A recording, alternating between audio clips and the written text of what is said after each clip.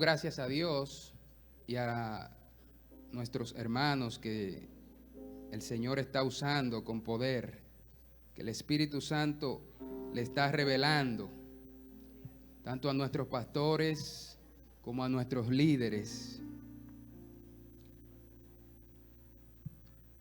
Descansamos en Dios. ¿Cuántos descansan en Dios? ¿Cuántos saben que Dios es todopoderoso, todo suficiente, y que todo lo que está en sus manos sucede conforme a sus designios, a su voluntad? ¿Cuántos pueden sentir paz por este conocimiento? Yo siempre estoy en paz, gracias a mi Dios.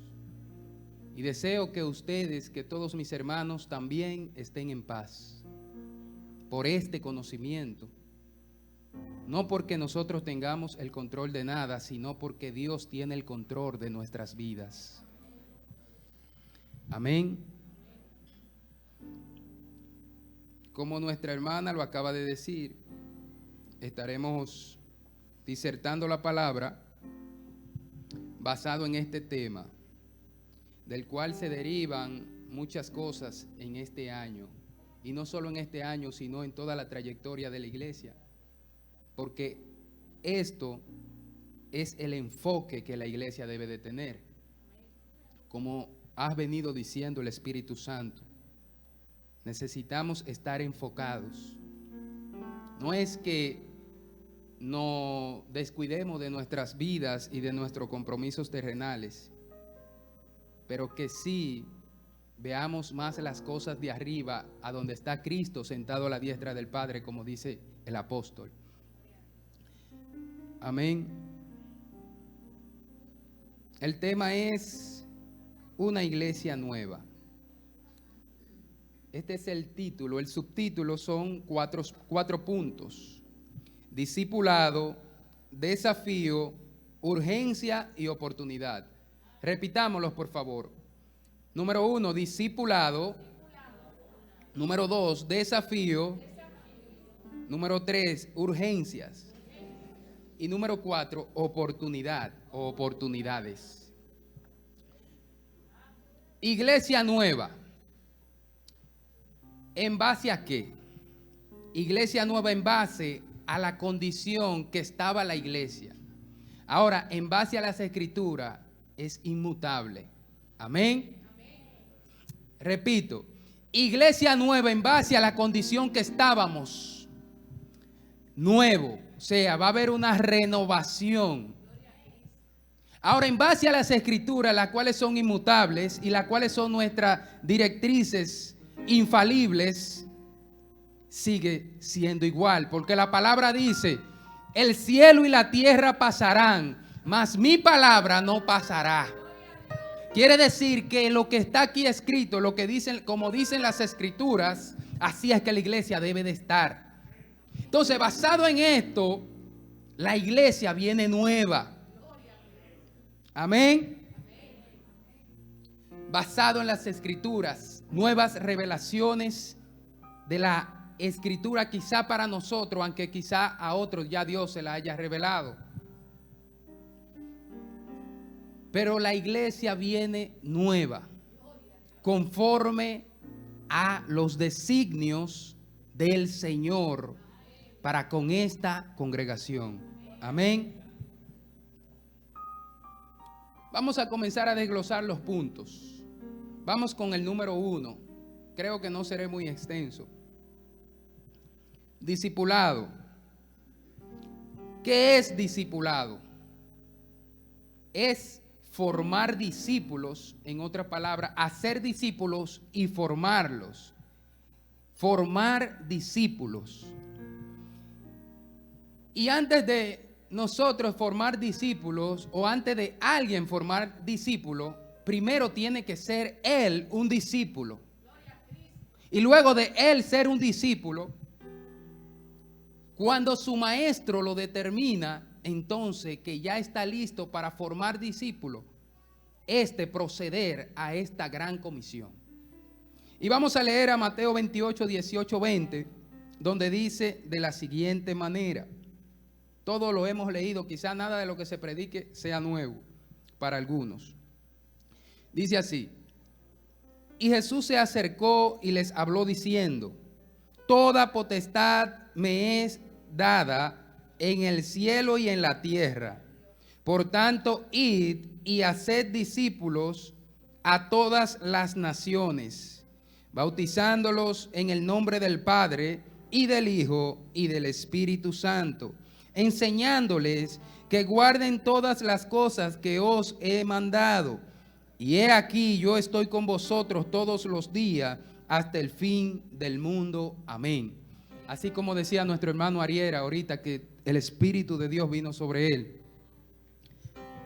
Me gocé ahí, hasta me quebranté, porque esta es la iglesia que Dios quiere. Tal y como Él decía, como Dios decía a través de su boca.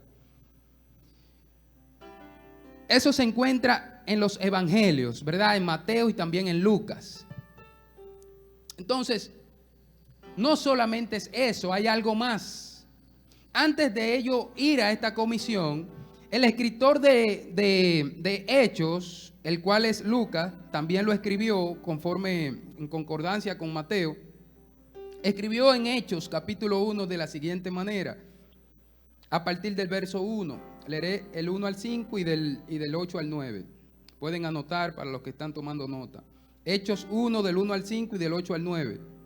Dice: en el primer tratado, oh Teófilo, hablé acerca de todas las cosas que Jesús comenzó a hacer y a enseñar, hasta el día en que fue recibido arriba, después de haber dado mandamientos por el Espíritu Santo. ¿Por quién Jesús dio los mandamientos?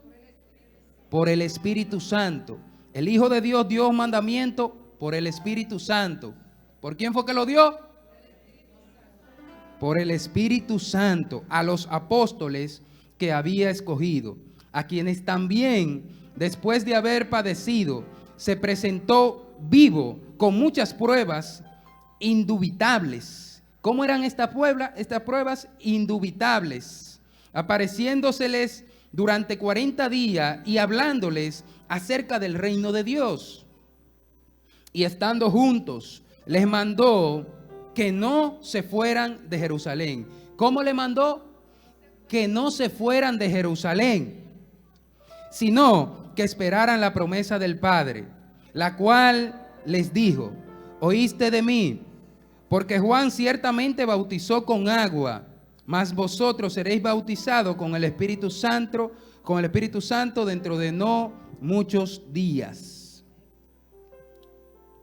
Y dice el 8 y el 9: pero recibirán poder cuando haya venido sobre ustedes el Espíritu Santo, y me serán testigo en Jerusalén, en toda Judea, en Samaria y hasta lo último de la tierra. Y habiendo dicho estas cosas, viéndole ellos, fue alzado y les recibió una nube que le ocultó de sus ojos. Tenemos dos vertientes.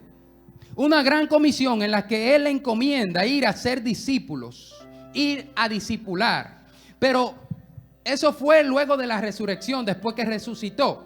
Ahora, después que resucitó, no ascendió de una vez, sino que duró 40 días con ellos, hablándole de cosas, hablándole de misterio acerca del reino de los cielos. Entonces, en esos 40 días ellos estaban discipulando. No, estaban aprendiendo más de su maestro, del maestro de maestro. Y este le encomendó, le enseñó, le indicó y le dio instrucciones. Le dijo: no pueden ir a ser discípulos todavía, aunque se lo estoy encomendando, sino que no se muevan de Jerusalén hasta que no haya venido sobre ustedes la promesa del Padre. Y esto yo voy a hacer mucho hincapié, porque el mismo Cristo no hacía nada sin antes el Espíritu Santo revelárselo o indicarle que lo hiciera. ¿Quién? El Espíritu Santo. Por eso Él les dice, hasta que Él no venga sobre usted y hasta que Él no descienda, no acontezca la promesa que profetizó Joel, que profetizaron los profetas, ustedes no pueden hacer discípulos, ustedes no pueden salir de donde los llamé, porque entonces las adversidades, las amenazas, los desafíos, las circunstancias, ustedes no van a poder vencer. Ni siquiera los discípulos van a poder aprender. Porque esto no se trata de conocimientos de hombre, de sabiduría humana, como dice el apóstol. Esto no se trata de vanas palabrerías. ¿Cuántos teólogos no hay? Y eso no implica que los que lo escuchan aprendan, ni que los que lo escuchan sus oídos estén abiertos, ni sus ojos mucho menos. Por eso Jesús le da estas indicaciones de las cuales hay que hacer mucho hincapié. No se muevan de Jerusalén hasta que no haya venido sobre ustedes la promesa del Padre, el Espíritu Santo. Y se habla y se predica del Espíritu Santo, pero con nuestros hechos demostramos que todavía no le conocemos, que todavía no entendimos cuál es su función en nuestras vidas. Pregúntame por qué. Porque muchas veces las personas te dicen, los creyentes, nuestros hermanos te dicen, vamos a hacer esto y esto. Era la iglesia, que verdad es una iglesia nueva que estamos hablando. Y dicen, vamos a hacer esto y esto, y que el Espíritu Santo nos acompañe. Entonces estamos al revés. Primero consulta con el Espíritu Santo, y por el Espíritu de Dios haz las cosas, no al revés. Y lamentablemente yo no estoy de acuerdo. No, porque tú tienes conocimiento, tú eres hábil, tú vas a tener ideas que van a tener resultados, que van a dar frutos. Y el Espíritu Santo te va a apoyar. No, así no. Yo no soy nadie. Yo no tengo nada. Lo más valioso que yo tengo es al Espíritu Santo. No me lo ponga al final de la ecuación, pónmelo al principio. Y esta es la iglesia nueva, la que es dirigida, la que es guiada por el Espíritu Santo. Y estos son los hijos de Dios, no son otros. Son los que son guiados por el Espíritu de Dios. Son los que saben, los que hablan bonito, los que tienen palabras persuasivas. ¿Esos son los hijos de Dios? No. De hecho, hay pocos que tengan un mejor don de convencimiento que el diablo. Sí, hay que hablar claro. No hay pocos en la tierra que tengan un mejor don de convencimiento que el enemigo. Para los que le tienen miedo a esa palabra. Y pues yo no entiendo. Que el enemigo. El enemigo tiene un don de convencimiento. Incluso fue capaz de tratar de persuadir al mismo Hijo de Dios. Y vino con la palabra y con estrategias muy superiores. Entonces, Cristo le dice a sus discípulos, hasta que no haya venido Él, el que garantiza la victoria, el que dice la palabra que vino para continuar la obra del Hijo de Dios, no hagan discípulos, no hagan nada. ¿Cuál otro requisito hay para ser discípulo o para discipular? Es la oración. Todos hablan del discurso de Pedro. Se convirtieron 3,000, después se convirtieron 5,000, y eso nada más eran hombres, no sin contar la mujer y los niños. Y gloria a Dios.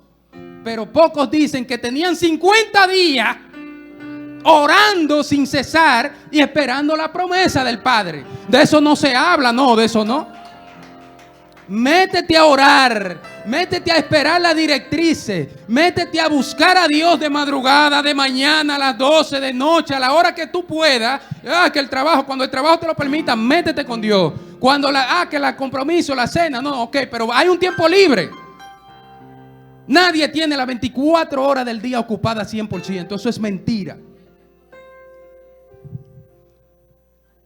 50 días tenían, dicen que eran como 120. Ahí. Yo no sé si comían, yo no sé si dormían, Yo no sé, pero tenían 50 días ahí orando. Hasta que vino el fuego de Dios. Hasta que vino la promesa. Y vinieron las señales auténticas, no las falsificadas, no, las auténticas. Las que no se pueden dudar. Las verdaderas manifestaciones. Y con estas señales, dice la palabra de Dios, que los que creían en el Señor eran muchos. Y cada día más y más. Más y más. Primero Dios le envía las señales, el fuego, las directrices, lo divino, lo sobrenatural. Porque por eso es que la iglesia es la última opción y no la primera. Y vamos para allá ahora. Y dice que luego de recibir este poder, luego de recibir este don de lo alto, luego de recibir esta promesa, la mayor de las dádivas, le llamo yo, basado en Lucas 11, donde dice: si ustedes siendo malos saben dar buenas dádivas a vuestros hijos, cuánto más nuestro Padre que está en los cielos le dará a ustedes el Espíritu Santo. No hablo de una casa, no hablo de un edificio, no hablo de esto, no hablo de aquello, no hablo de bienes, no hablo de doctorado, de conocimiento. No hablo de nada de eso. Hablo del Espíritu Santo. O sea, lo puso como lo más grande. Él se lo puede dar porque Él es bueno. Ahora, la dispensación de los tiempos o la administración de los tiempos solo la conoce el Padre. Y solo Él sabe cuándo estamos listos para recibir X o Y cosa. Amén. Y así les encomendó. Y así le instruyó. Esto es en cuanto a discipular. Sabemos ya para qué, por qué y cómo debemos de discipular y con quién en primer lugar.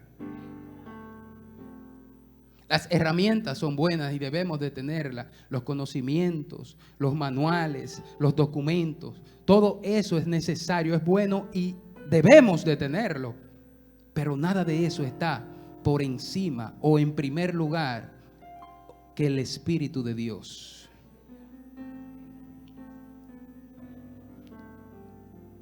Segundo punto, desafío. Diga conmigo: desafíos.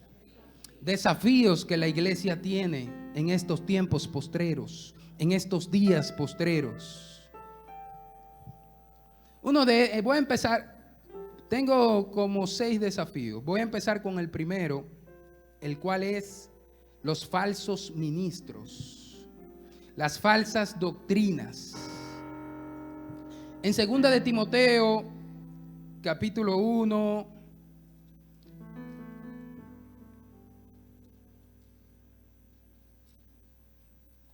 pueden anotar, 2 de Timoteo, capítulo 1, en adelante dice: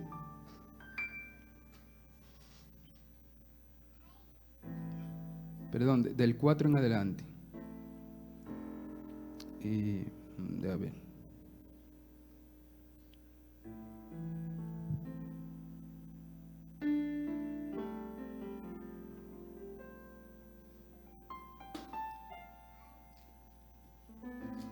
No, perdón.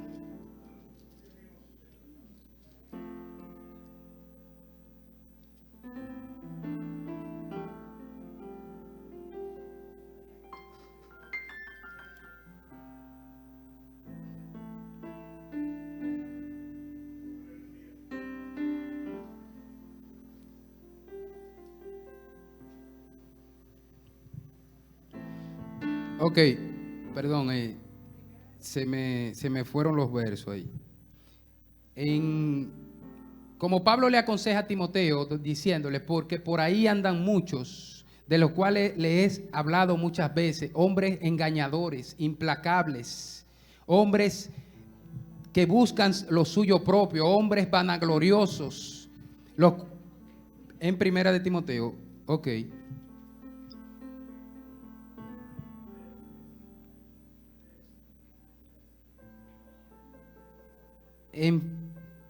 de estos ministros son de los desafíos que la iglesia tiene. Amén. La iglesia tiene el desafío de identificarlos, de cuidar a los creyentes de ellos, de cuidar a la grey de estas falsas doctrinas, de estas malas enseñanzas, de estos hombres de los cuales tienen un espíritu que no es de Cristo, de los cuales predican cosas que no son de Dios, que instruyen a las personas a un camino desviado. ¿Qué otro desafío tiene la iglesia? Vencer los deseos de la carne. Vencer los deseos de la carne, porque manifiestas son las obras de la carne. Estas son pleitos, iras, contienda, vanagloria, hechicería, borracheras, celos.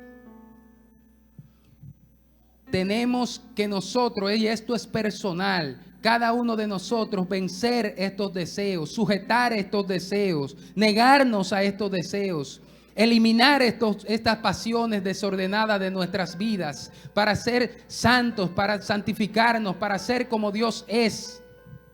Vencer los deseos de la carne, la envidia.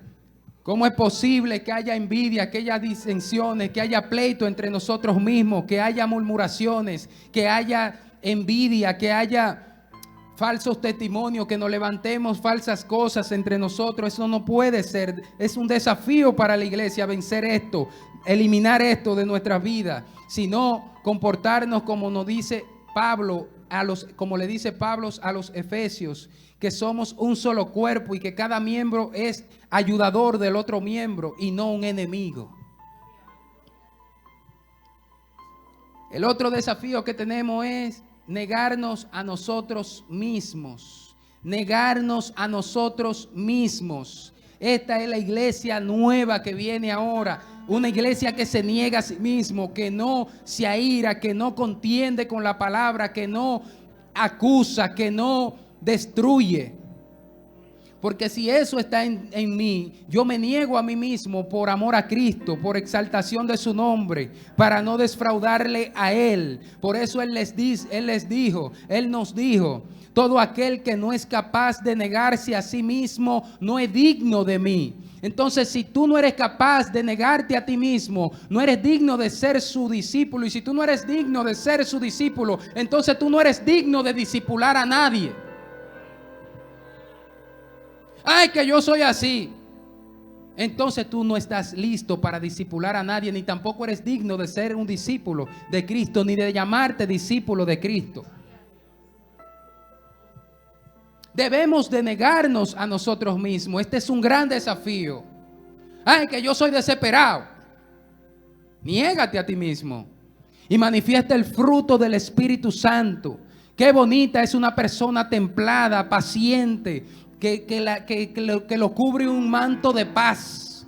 Una persona firme, que todo el mundo tiene confianza en él porque sabe que no hay sombra de variación en él, porque sabe que él no le va a defraudar. Estos son los discípulos de Cristo. Esta es la iglesia que Dios quiere. Una iglesia que no divaría, una iglesia que no niega esa fe, una iglesia que permanece, que es constante en lo que ha creído.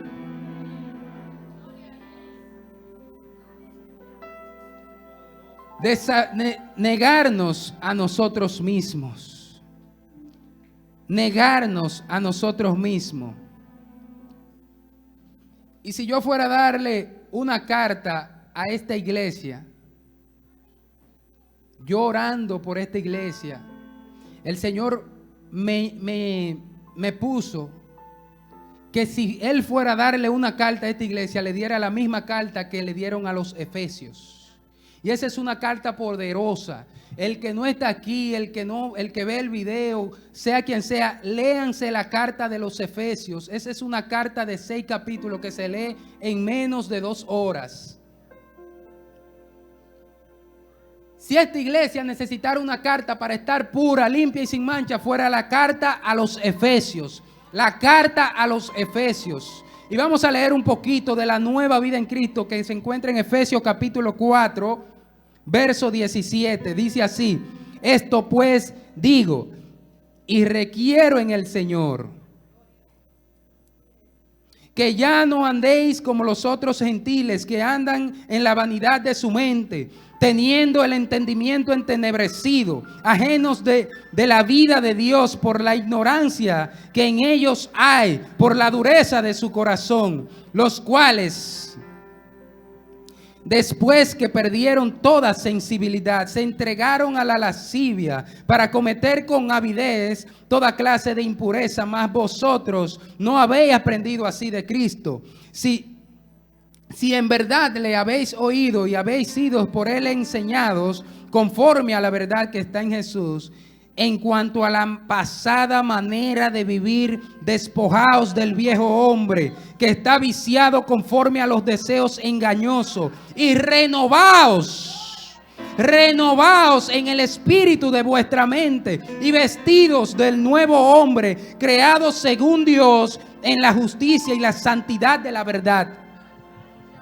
Creados según Dios en la justicia y en la santidad de la verdad. Renovaos el espíritu de vuestra mente. Por eso este tema me gustó tanto. Una iglesia nueva, una iglesia que no es monótona, que no es hipócrita, que no es repetitiva, que no es ritualista. Hay muchas cosas que se convierten en rituales porque son repetitivas, no hay nada nuevo. Por eso el apóstol le aconseja: renovaos en el espíritu de vuestra mente, busquen direcciones nuevas, frescas del cielo. Renovaos el espíritu de vuestra mente, no hagan lo mismo, por eso tienen los mismos resultados. Si vienen y buscan en el Señor, por el Espíritu de Dios, cosas nuevas, entonces van a tener nuevos resultados sin salirnos de estas escrituras. Soy bastante claro, creo. Por lo cual, desechando la mentira, hablad verdad cada uno con su prójimo. Oigan bien, hablen verdad cada uno con su prójimo, porque somos miembros los unos de los otros. Airaos, pero no pequen. No se ponga el sol sobre vuestro enojo, ni den lugar al diablo. Oigan bien, ni den lugar al diablo. Que no den lugar al diablo. El que hurta, no hurte más, sino trabaje, haciendo con sus manos lo que es bueno, para que tenga que compartir con los que padecen necesidad. No es para que lo amontone, no, es para que tengan que compartir con el que padece necesidad. ¿Verdad que sí? Edificación, a fin de dar gracia, ninguna palabra corrompida salga de vuestra boca, sino la que sea buena para la necesaria edificación, a fin de dar gracia a los oyentes, y no contristen al Espíritu Santo de Dios, con el cual fueron sellados para el día de la redención. Quítense de vosotros toda amargura, enojo, ira, gritería y maldicencia y toda malicia. Antes, sean benignos unos con otros, misericordiosos, perdonándose los unos a los otros, como también Dios los perdonó en Cristo Jesús. Y esta es la iglesia nueva, que en las escrituras no es nueva, pero en nosotros es nueva, porque no lo estamos viviendo, porque no lo estamos haciendo, porque estamos desenfocados. Porque estamos pensando en las cosas terrenales y no en las divinas, en las celestiales. Por toda palabra ociosa que salga de vuestra boca, también daremos cuentas a Dios. No es justo. Este es un desafío también que la iglesia tiene: refrenar su lengua, que no salga ninguna palabra ociosa. Todo lo que le llegue a la mente, no lo hable. Usted es un representante de Cristo. Si usted es un discípulo, usted tiene que ver bien lo que va a hablar en cada lugar, en cada momento, donde quiera, porque usted es un discípulo y quiere discipular. Entonces así también usted discipula. Así también usted forma a los que lo están viendo. Lo que dicen: por eso es que yo no creo en los cristianos. Pero cuando aparece uno que da testimonio en Samaria, en donde sea, en Siria, en Afganistán, en Estados Unidos, en República Dominicana, entonces este está listo para discipular.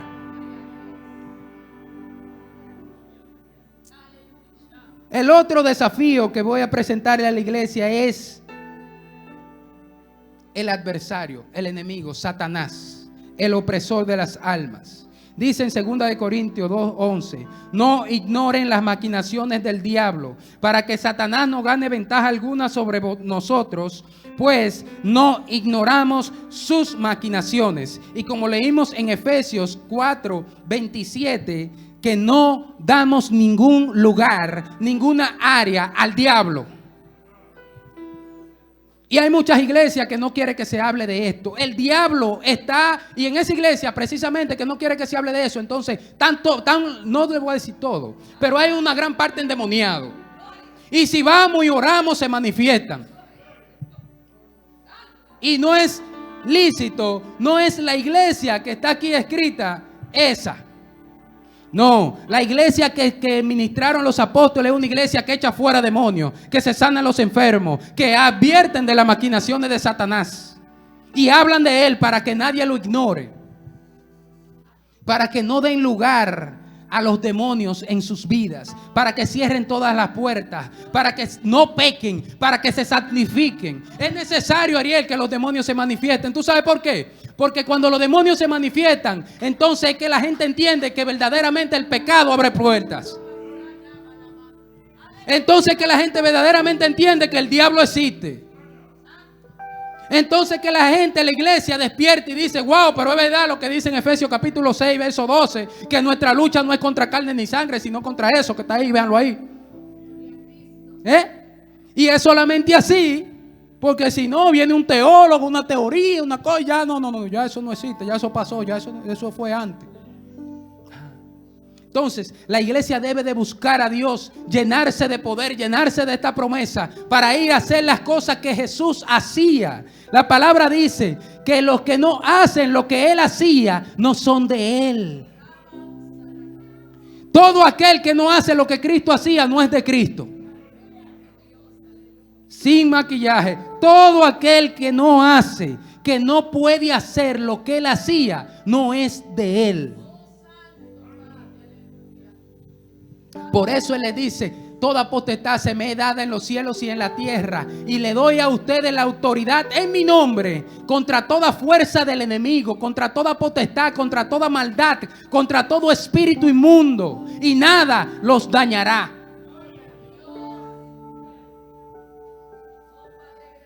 Porque estas señales, como decía Ariel ahorita, son las que confirman de que su brazo extendido está con nosotros.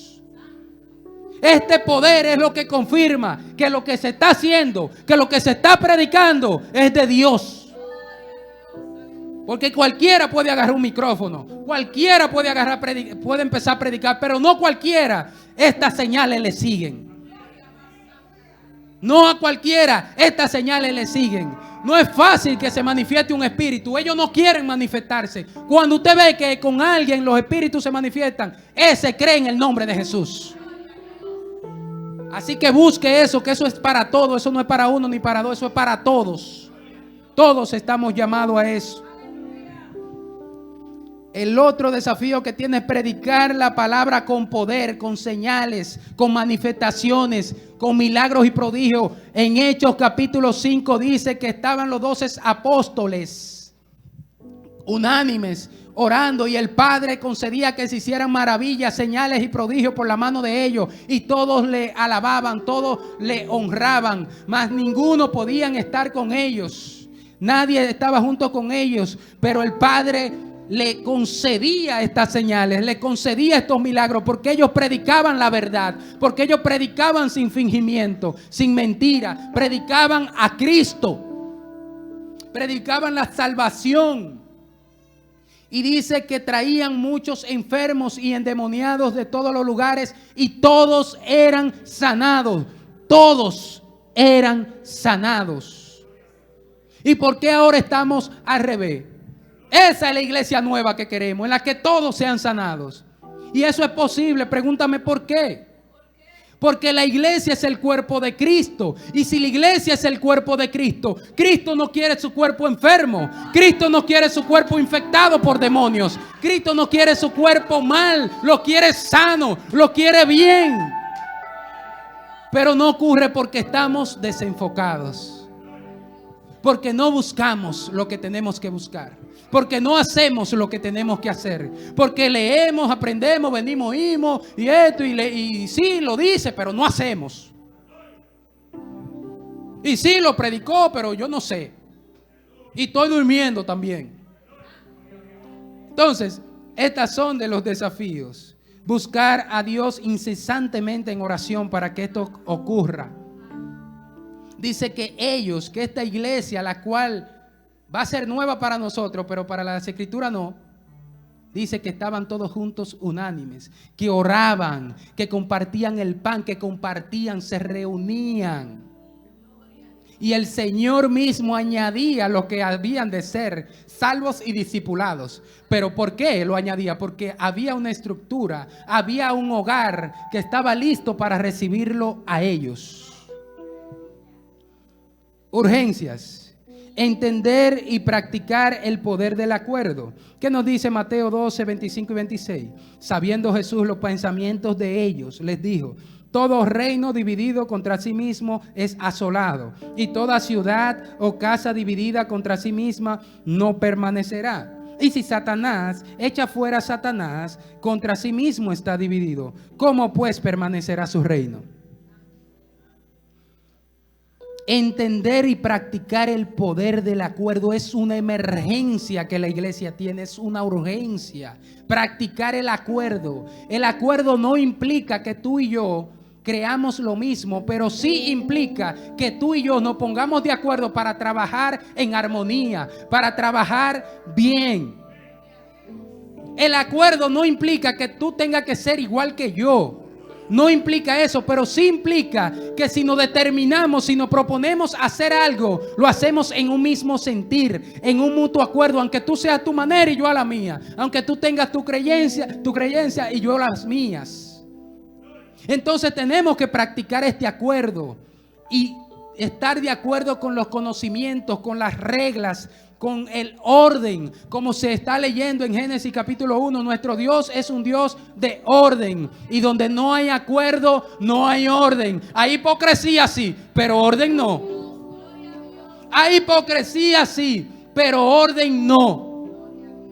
Entonces hay que ponernos de acuerdo. Tenemos que estar de acuerdo con que Él haga las cosas así, sino que se reúnan, que nos reunimos, debatimos, conversamos con educación y se llega a un acuerdo.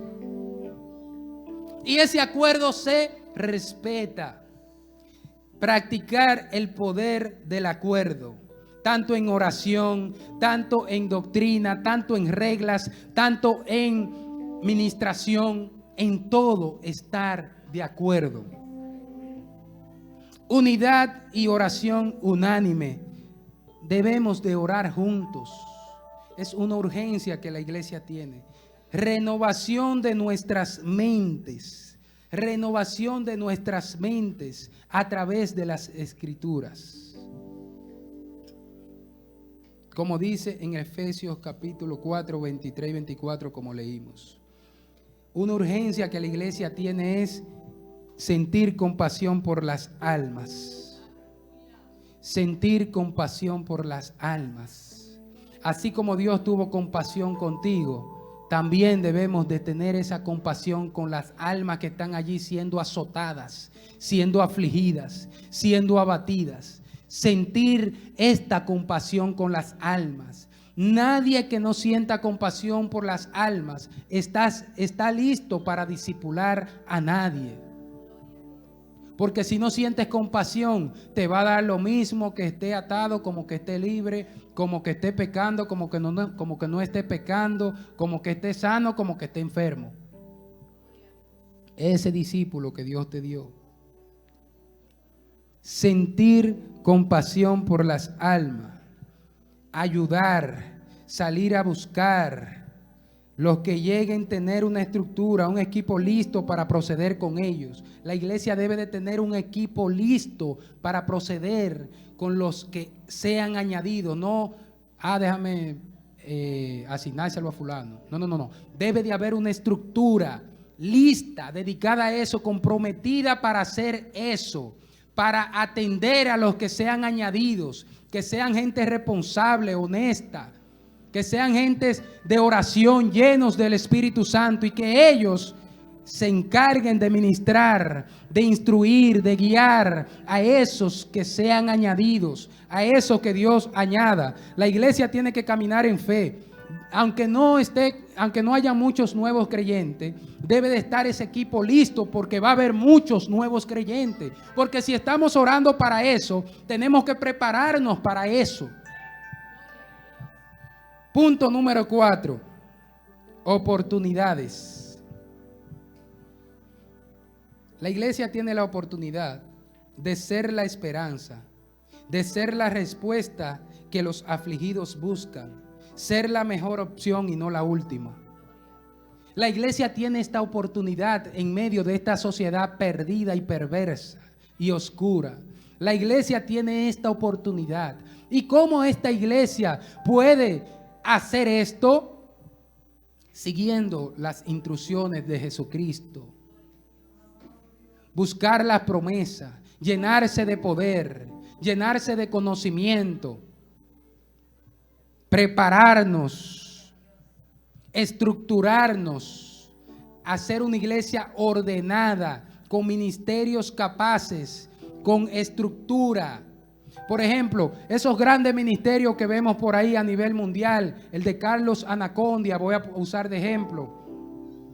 Donde quiera que ellos van, hay 5 y 6 cartas de liberación, donde se ministra a todo el que se manifieste. No es, y allá hay otro equipo de camilleros, de personas que están preparadas para orar por ellos. O sea, lo que le quiero decir es que hay una estructura lista para lo que va a acontecer, que hay un orden, que hay una estructuración, que hay una organización, que hay una visión clara, que no hay dudas de lo que va a pasar.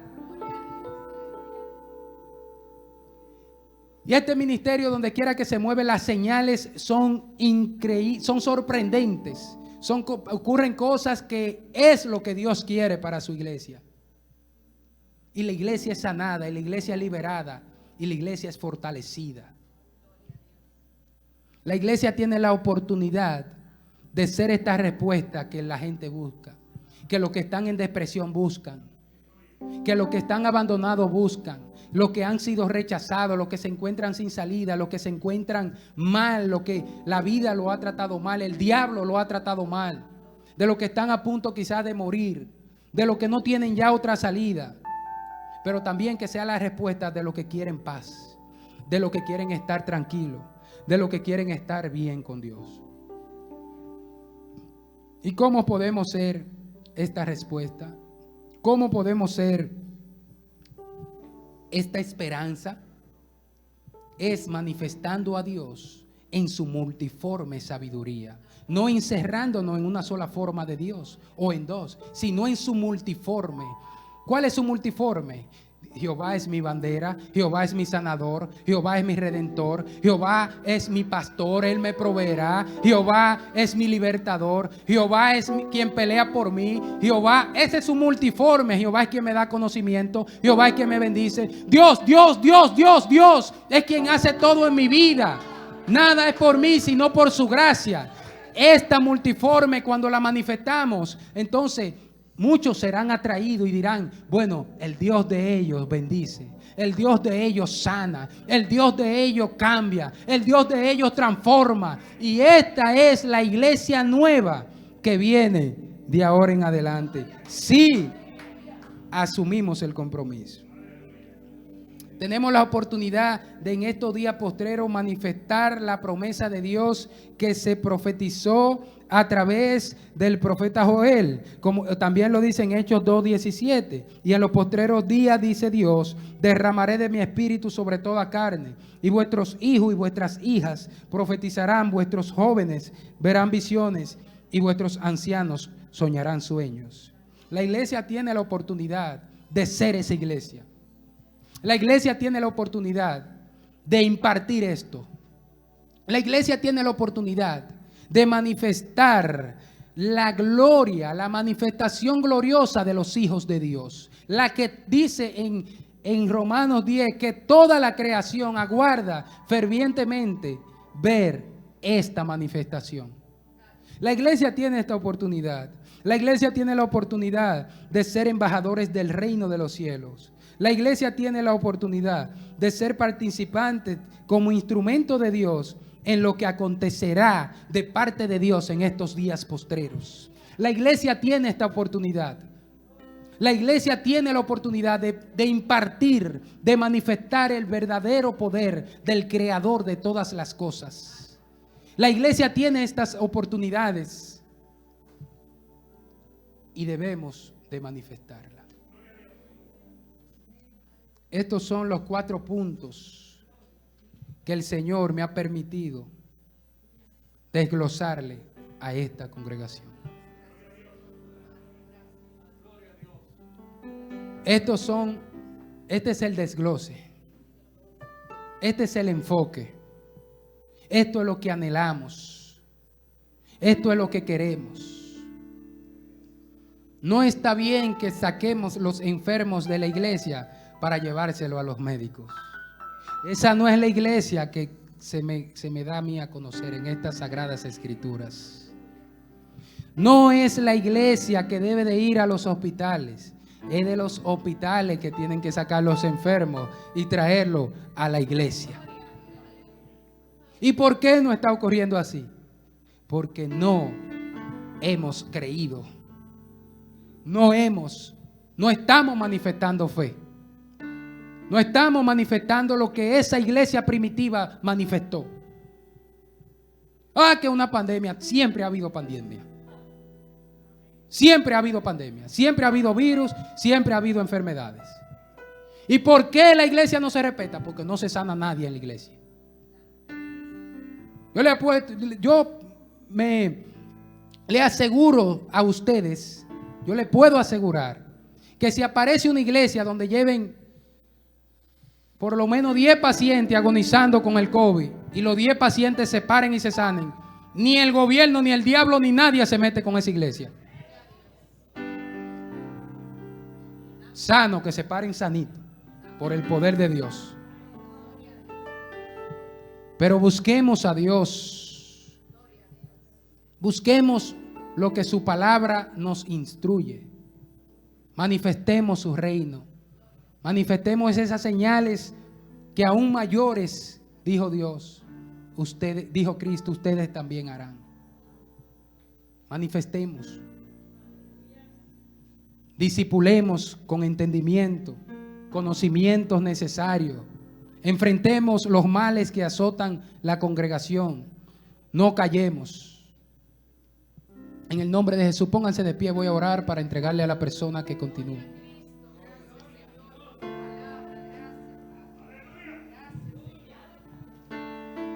Espíritu de Dios.